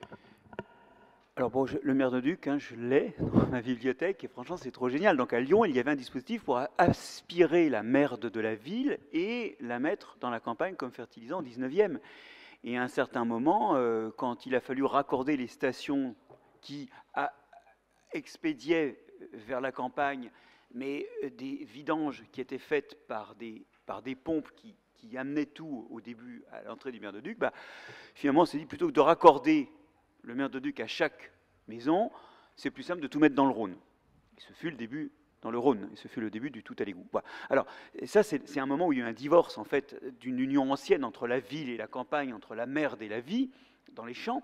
C'est le début de ce divorce, et il a été catalysé par les engrais minéraux, et on en est là. Alors maintenant, effectivement, aujourd'hui, on veut remettre, effectivement, l'urine, au moins, parce qu'elle est microbiologiquement pratiquement stérile. 11 grammes par litre d'azote et par jour, par personne, 0,7 g de phosphore, soit 3,5 g de phosphate par jour et par personne d'urine. C'est énorme, hein. On veut remettre ça dans les champs. Donc on va remettre ça, et la question c'est, que fait-on de notre cadavre à la fin? Moi je pense qu'il y a une forme de narcissisme à penser à mettre notre cadavre dans le sol pour la raison suivante. 1. Quand je serai mort, c'est à ceux qui restent de voir comment ils feront leur deuil en utilisant au besoin, et comme ils voudront ma dépouille, ils se démerdent. Ils seront seuls. Moi, je n'ai pas mon mot à dire là-dedans. Mais alors ça, c'est une réponse philosophique. La deuxième réponse est très technique. Nous sommes bourrés de cadmium, je vous ai expliqué un peu pourquoi tout à l'heure, et de métaux lourds, parce que nous avons mangé des poissons qui sont pleins des métaux lourds qu'on a mis dans les écosystèmes marins, on pêche les poissons. Donc c'est peut-être pas, vous savez, les cendres humaines, c'est riche en métaux lourds. Hein. Non, il faut penser avant tout à ce quintal, c'est-à-dire presque un corps humain, de déchets organiques que nous produisons tous chaque année dans nos cuisines, ou virtuellement dans les restaurants où nous allons, ou virtuellement dans les filières agroalimentaires qui nous amènent des produits qu'on mange intégralement. Ce quintal-là contient de l'azote, du phosphate, des fertilisants, contient aussi de la matière organique qui est très bonne pour le fonctionnement des sols. Et donc je pense que la priorité, c'est surtout de gérer nos ordures en les triant bien. Nous produisons plus de déchets organiques que nous sommes un déchet organique nous-mêmes. C'est en substance. D'accord. L'humusation est une question finale, Mais bon, secondaire techniquement. Sujet intéressant.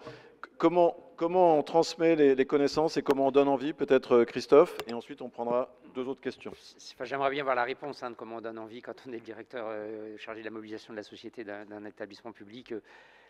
Donc, je n'ai pas la réponse, ce serait trop facile et on n'aurait pas besoin d'en discuter aujourd'hui. Après, je crois que surtout, il faut faire feu de tout bois, du coup. Alors, quand je dis ça, ça veut dire quoi? Ça veut dire, évidemment, je ne reviens pas sur ce qui a été dit sur les enfants par Marc-André, c'est une piste, mais il faut en faire, il me semble, faire du vivant, la biodiversité, un objet social. Ça veut dire qu'il faut en parler tout le temps, vous qui êtes concernés. Quand on boit l'apéro avec les copains, les amis, on dit tiens, t'as vu quoi comme dernier film? Peut-être qu'on peut dire aussi, t'as fait quoi comme dernière balade dans la nature? Alors c'est Anne-Caroline Prévost-Julliard qui développe beaucoup ça dans des ouvrages qu'elle a écrits, vous pouvez vous y référer, parce que je pense que ça c'est une autre piste. Il y a évidemment le fait de faire appel à d'autres médiateurs, parce que et encore une fois, on a besoin enfin, il faut plein de Marc-André Sellos ou de scientifiques qui vont raconter ça. Moi, j'ai travaillé avec Hubert Reeves, il faisait ça aussi. Mais on a aussi besoin d'autres médiateurs. Et aller chercher les artistes, par exemple, c'est ce qu'on essaye de faire, nous. J'ai cité tout à l'heure la Haute École des Arts du Rhin, qui est un partenaire à nous, qui est là aujourd'hui. Mais on essaye de le faire aussi avec d'autres, parce que c'est une manière différente de faire la médiation.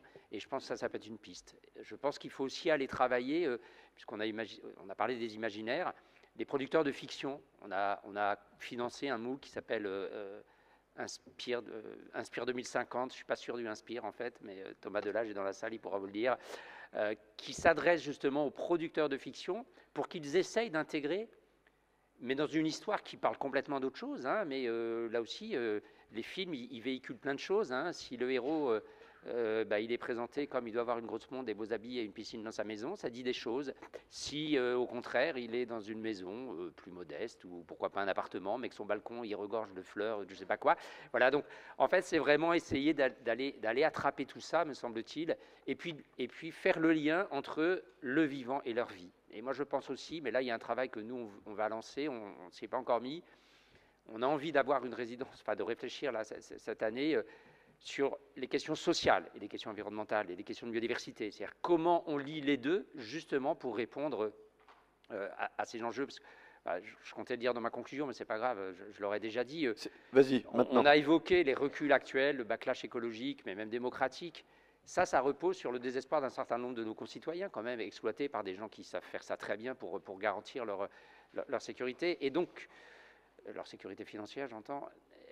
Et donc, la question de comment on travaille cette question pour donner d'autres espoirs aux gens, c'est la partie imaginaire sur la biodiversité, elle est vivante, on peut la toucher et on peut aller chercher des gens là-dessus, mais il faut aussi un peu plus concrètement essayer de faire le lien avec leur vie au quotidien, comment on peut les aider et du coup à regarder les choses un peu différemment. Donc je n'ai pas vraiment répondu à votre question, à part allons-y, essayons tous et surtout soyons tous à chaque fois ambassadeurs de ces sujets-là.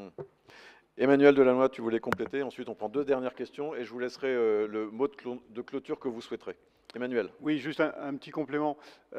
Montaigne disait « Enseigner, ce n'est pas remplir un vase, c'est allumer un feu ». Et je crois que travailler sur le désir est beaucoup plus important que d'apporter, sur la question de la transmission de la connaissance et du savoir.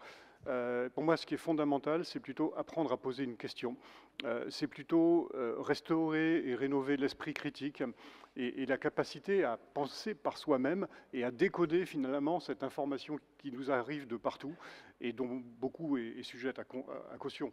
Et le problème, c'est que tout ça est dissipé dans une espèce de brouillard cognitif dans lequel on n'est plus capable de discerner ce qui est réellement important de ce qui est finalement tout à fait secondaire. Et ma dernière marotte, la citation, c'est « Il faut que tout change pour que rien ne change ».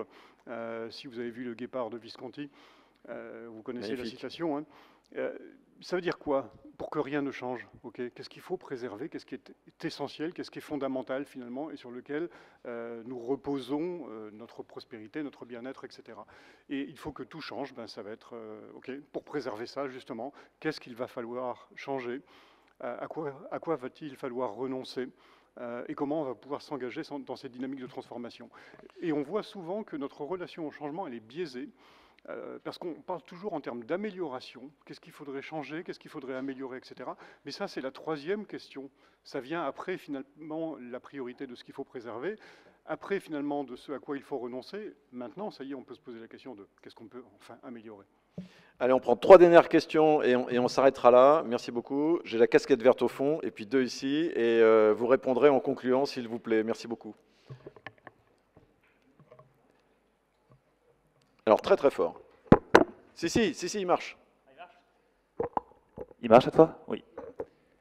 Bonjour. Une question pour Madame Boisseau. Je me pose une question, c'est qu'on parle de la nature comme solution, notamment une des causes de la disparition de la biodiversité, de l'effondrement des insectes notamment, ce sont les pesticides. Et les vignes utilisent énormément de pesticides, ce qui n'a pas trop été discuté aujourd'hui. Et je me demandais en quelle mesure une société comme Hennessy, qui fait partie du groupe LVMH, accepterait de voir des pertes arriver dans ces vignes pour justement préserver cette biodiversité et moins utiliser du coup de pesticides et fongicides. Merci beaucoup. On prend les 2 dernières ici.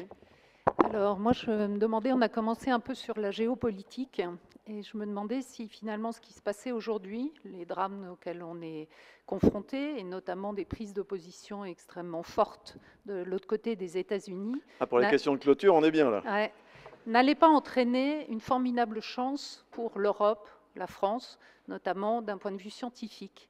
Est-ce que vous ne croyez pas que c'est le moment de reprendre le lead sur une forme de pays d'accueil, et de changer la donne? Moi, j'ai connu une époque où tous les grands scientifiques partaient aux États-Unis pour les laboratoires de recherche, etc. Et est-ce que là, il n'y a pas une formidable chance, une révolution et pas une évolution? Deuxième belle question. Voilà. J'attends la 3e. Alors, 3e question. Ce qui me manque un peu dans toutes ces interventions, c'est l'inclusion de l'éducation nationale. Parce que c'est une question aussi pas mal dès l'école élémentaire. Pour moi, toutes ces notions du vivant, de biodiversité, etc., ça devrait faire partie de l'enseignement des tout petits jusqu'aux plus grands. Parce qu'aujourd'hui, on voit la manière dont vit la société, que ces notions ne sont pas bien intégrées. Et ce n'est pas que parce que il y a beaucoup de connaissanses qui existent, mais ça ne circule absolument pas du tout. Et je pense que ça, c'est un point sur lequel aussi il est important de travailler. Je vous renvoie aux travaux et au travail de Marc-André Solos avec l'association Biogé. Mathilde Boisseau, les pesticides. Avis général sur est-ce qu'il n'y a pas une opportunité à récupérer nos chers amis et collègues américains qui sont censurés? Et puis l'enseignement, on en a un peu parlé. Donc déjà, si on a 2 réponses là-dessus, c'est pas mal. Merci beaucoup. Alors, merci pour la question. C'est un sujet extrêmement important et il faut en parler. C'est sûr qu'il faut, c'est pas un sujet qu'il faut occulter. Maintenant, c'est un sujet aussi qui est assez complexe parce que on le comprend bien. Le sujet des équilibres, il y a des sujets de rentabilité, il y a des sujets de production, des sujets de rendement. Voilà, je pose le sujet. Il y a des sujets, des enjeux de santé humaine aussi. De santé humaine et des enjeux de qualité aussi. Mais de santé humaine, bien entendu, qui reste, je veux dire, c'est people first, c'est clair. Une fois que les choses sont posées, c'est comment on adresse ce sujet-là. Je crois qu'il y a eu déjà beaucoup de choses qui ont été faites. Sur la région notamment de Cognac, on voit que l'intégration, et grâce à la science, des biocontrôles dans tous les programmes de protection sont une grande avancée et ont permis de réduire d'un pourcentage entre 30-40% l'utilisation de ces pesticides-là. Ensuite, il y a un sujet qui est lié purement à de l'innovation technologique et de l'équipement pour réduire aussi ces choses-là. Aujourd'hui, sur la façade océanique, quand on est très enclin, il faut le dire, on ne peut pas faire forcément sans un produit qui peut impacter totalement la récolte. C'est une question d'équilibre. Maintenant, tous les sujets dont on a discuté aujourd'hui, sont des sujets qui permettent de faire baisser la pression. Remettre de la biodiversité, se servir de la biodiversité comme d'un outil fonctionnel, permettre de limiter l'utilisation de toute la chimie. Aujourd'hui, par exemple, on a des solutions de biocontrôle qui permettent de ne plus utiliser du tout d'insecticides. La maison, par exemple, s'est engagée en 2015 sur l'arrêt du désherbage en plein, donc le désherbage total, l'utilisation des herbicides, pour le coup, qui est une partie des pesticides. Aujourd'hui, c'est au cahier des charges de l'appellation. Donc, je veux dire, c'est que le problème, il n'est pas totalement résolu, il est éminemment compliqué. Pour autant, il y a eu beaucoup de progrès et il faut continuer, ce n'est pas fini. Et je pense que quand on voit l'énergie qu'il y a sur ce sujet-là, il y a de bonnes chances d'avancer et d'avoir les meilleurs résultats possibles. Je laisse Marc-André. Il y a les volumes, il y a les dynamiques qu'il faut regarder. Marc-André et ensuite Christophe vraie question, Obel, pour conclure. Parce que la viticulture, c'est 3% de la surface agricole utile et 20% des intrants. Parce que la vigne est fragile, elle n'évolue plus, elle. On greffe les mêmes plants depuis, pour certains, ça fait 900 ans qu'on a la preuve qu'ils sont là. C'est une cible immobile pour l'évolution des parasites qui s'adaptent à elle. Mais au-delà des solutions que tu mentionnais, qui sont effectivement, pour le coup, vertueuses parce qu'elles sont fondées sur la nature, il y a une perspective, c'est peut-être l'endroit le plus paradigmatique pour les solutions fondées sur la nature. L'INRAE, ça c'est une récite française, a produit des cépages à résistance durable qui cochent des cases écologiques et évolutives. Déjà, comme ces cépages empilent plusieurs gènes de résistance, ce n'est pas des OGM, c'est juste des croisements avec des lointains ancêtres américains résistants à l'oïdium et au mildiou, qui sont les deux pressions majeures. On obtient des cépages avec plusieurs résistances au mildiou, plusieurs résistances à l'oïdium. Ça, évolutivement, ce n'est pas contournable. Il faudrait par chance, un truc ait 5 mutations pour arriver à... non, c'est pas possible ça. Donc c'est stable évolutivement, ces cépages, et de plus, eh bien, quand on les essaye, on réduit de 7 à 10 l'utilisation des pesticides. Ça veut dire moins cher, puisqu'on paye moins de pesticides et moins de passage et moins de temps de travail, mais que comme on passe moins, on tasse moins les sols, donc on est moins obligé de les labourer pour les aérer. C'est absolument merveilleux, ces cépages restent durs. Et alors vous allez me dire, oui, mais alors du coup, est-ce qu'on veut du Solaris, est-ce qu'on veut du Artaban ou du Vidoc dans nos vignes? De toute façon, le changement climatique va nous obliger à changer l'encépagement ou à le faire évoluer. Recrutons ces cépages-là demain. Ça, c'est une solution basée sur le vivant par la sélection variétale. Et c'est bien d'avoir pu placer ce mot avant la fin, parce que dans la resélection de nouvelles variétés, il y a des outils énormes pour s'affranchir des types de gestes qu'on faisait autrefois et qui s'avèrent ne pas être si bons que ça. J'ai écrit un bouquin de 1500 pages qui sera bientôt disponible sur le site internet Vers une nouvelle science politique systémique universelle pour répondre à la question « Et toi, tu fais quoi pour la planète ?» Voilà, je suis... Okay. Vous pouvez me contacter sur ce site parce que ma question n'a pas été prise. Voilà. Qu'allez-vous faire avec ce site internet? Vous le savez maintenant, vous le savez. Qu'allez-vous faire? Mais la question était possible, c'est le temps qui nous contraint. Mais en tout cas, on a entendu votre voix. On ne vous a pas vu. Je laisse Christophe Obel clôturer, s'il vous plaît. Je dis juste que j'ai vu que l'AMU, l'Université Aix-Marseille, avait lancé un programme d'accueil pour des chercheurs américains. C'est ce que j'allais dire pour répondre à cette question-là, mais t'aimes bien, comme ça c'est fait. Sur l'éducation nationale, donc à la fois je partage ce qui a été dit, à la fois c'est quand même souligner que sur les aires éducatives dont je parlais tout à l'heure, l'éducation nationale est vraiment investie. On va former les inspecteurs.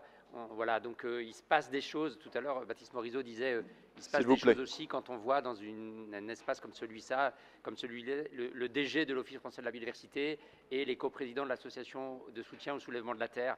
Il se passe aussi des choses à l'éducation nationale. Bon, pour conclure, moi je vais...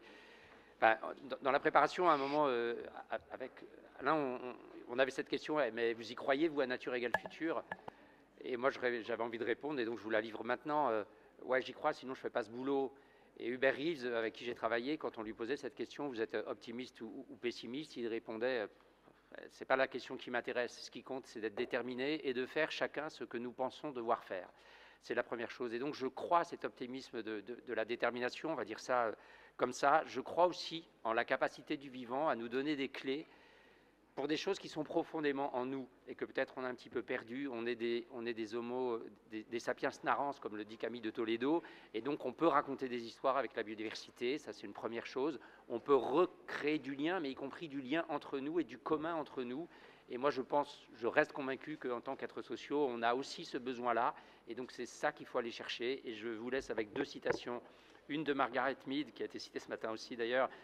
Ne doutez jamais du fait qu'un petit nombre de gens réfléchis et engagés peut changer le monde. En vérité, c'est toujours ainsi que le monde a changé.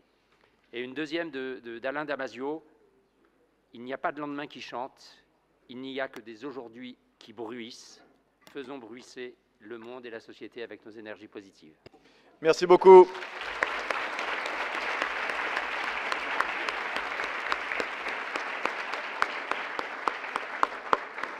Merci beaucoup, bonne journée.